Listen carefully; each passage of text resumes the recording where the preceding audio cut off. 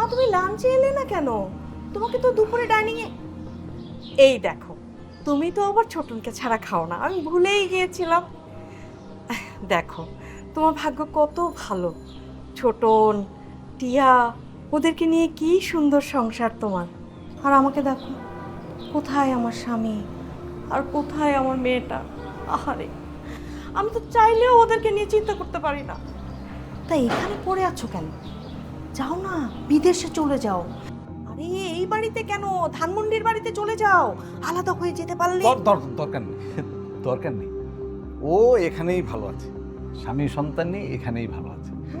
যে যেখানে স্বাচ্ছন্দ্য বোধ করে সেখানে থাকবে, তাই না মা? আর তুই আমাকে কেন খুঁজছিলি বলতো?